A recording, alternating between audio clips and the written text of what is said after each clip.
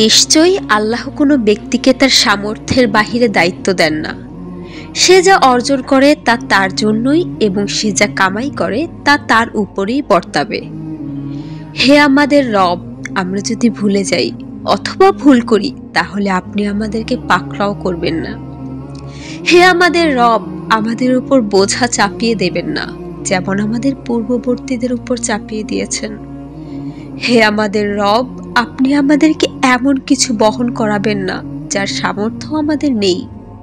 হে আমাদের রব, আর আপনি আমাদেরকে মার্জনা করুন এবং আমাদেরকে ক্ষমা করুন, আর আমাদের উপর দয়া করুন। আপনি আমাদের অভিভাবক। অতএব আপনি কাফির সম্প্রদায়ের বিরুদ্ধে আমাদেরকে সাহায্য করুন।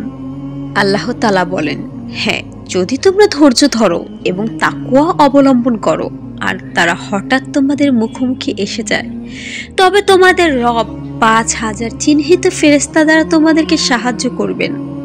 পবিত্র কুরআনে আল্লাহ তাআলা বলেন, তারা দুর্বল নয়, তারা নত নয়, তারা তো নিশ্চয়ই আল্লাহ তাআলার প্রিয়তম বান্দা এবং তারা ধৈর্যশীলদের অন্তর্ভুক্ত। নিশ্চয়ই আল্লাহ তাআলা ধৈর্যশীল, সত্যবাদী এবং অনুগতশীল ও ব্যয়কারী এবং শেষ রাতে ক্ষমা প্রার্থনাকারী তাদেরকে বেশ ভালোবাসেন। হে মুমিনগণ, তোমরা ধৈর্য ধরো এবং ধৈর্যে অটল থাকো এবং আল্লাহকে ভয় করো যাতে তোমরা সফল হও। পবিত্র কুরআনে আপনার রব শতবার বলেছেন, ধৈর্য ধরো, ধৈর্য ধরো। ধৈর্যের ফল অত্যন্ত সুমিষ্ট। পবিত্র কুরআনে আল্লাহ তাআলা বলেন, তুমি সবর করো, নিশ্চয়ই আল্লাহ তাআলা ইহসানকারীদের প্রতিদান নষ্ট করেন না। তাহলে তুমি কিভাবে ভাবছো যে আল্লাহ তাআলা তোমার প্রতিদান বিনষ্ট হতে দিবেন? আল্লাহ তো তোমাকে বেশ ভালোবাসেন। হয়তো তুমি ভীষণ শখ, তীব্র আহ্লাদের কোনো কিছু হারিয়েছ। ক্ষুদ্র ক্ষুদ্র করে বোনা তোমার স্বপ্নকে তুমি তোমার চোখের সামনে বিনষ্ট হতে দেখেছ। তোমার সম্পূর্ণ পৃথিবী নিমিষেই অন্ধকার হয়ে গিয়েছে, চারদিক শুধু আধার মনে হচ্ছে। ঘাবড়িও না, আল্লাহ তাআলা ওয়াদা করেছেন, আল্লাহ তাআলার সাহায্য অতিশয় নিকটবর্তী। তোমার চিন্তা যেখানে শেষ হয়, আল্লাহ তাআলার সুমহান পরিকল্পনা সেখান থেকেই শুরু হয়। তার পরিকল্পনা অত্যন্ত সুন্দর, অপেক্ষা শুধু সময়ের, প্রয়োজন শুধু ধৈর্যের। নিশ্চয়ই আল্লাহ তাআলা উত্তম মাকামের জন্য আপনাকে প্রস্তুত করছেন। অসম্ভব, সেটা তো শুধুমাত্র আপনার জন্য। আল্লাহ তাআলা তো কুন ফায়াকুনের মাধ্যমে হও বললেই হয়ে যাবে।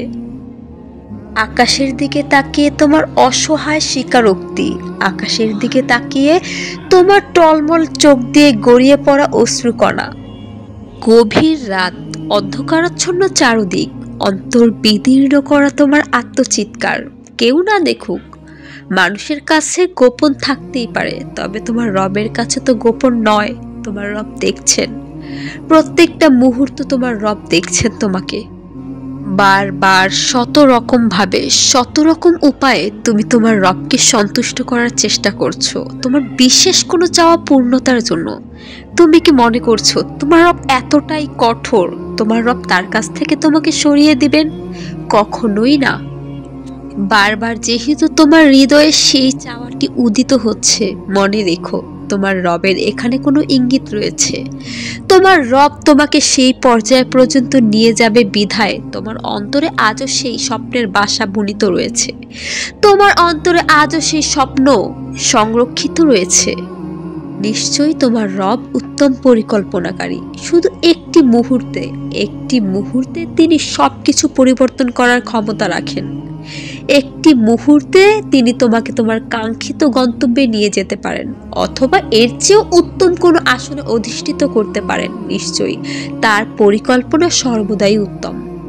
তাহাজ্জুদ নামাজ পড়ছো, নিশ্চয়ই কোনো অপূর্ণ চাওয়া তীব্রভাবে তোমাকে এই গন্তব্য পর্যন্ত নিয়ে এসেছে। এবং অকপটে ভাষায় বলা যায়, রবের প্রতি তোমার ব্যাপক এবং বিরাট বিশ্বাসও রয়েছে বটে, নতুবা এই গন্তব্য পর্যন্ত তুমি আসতে পারতে না। এবং মনে রেখো, তোমার এই তীব্র বিশ্বাসে কখনোই তোমার রব ফাটল ধরতে দিবেন না, কখনোই ভেঙে যেতে দিবেন না। তিনি জানেন কিভাবে তার সম্মান রক্ষা করতে হয়। তিনি তো কৃপণ নয়, তার দরবারে কোনো কিছু অভাবও নেই, সুতরাং তুমি ভয় পেও না। তুমি নড়বড়ে কণ্ঠে নয়, তুমি সোচ্চার কণ্ঠে, তুমি তোমার রবের কাছে, তুমি তোমার অভিভাবকের কাছে, তুমি তোমার মহান রব্বুল আলামিনের কাছে। সারা জাহানের অধিপতি এমন এক রাজা, যেই রাজার রাজত্বে হও বললেই হয়ে যায়, যেই রাজা দেওয়ার ক্ষেত্রে কখনোই কৃপণতা করেন না, যেই বাদশাহ বিশাল উদারত্ব এবং মহত্বের গুণে গুণান্বিত।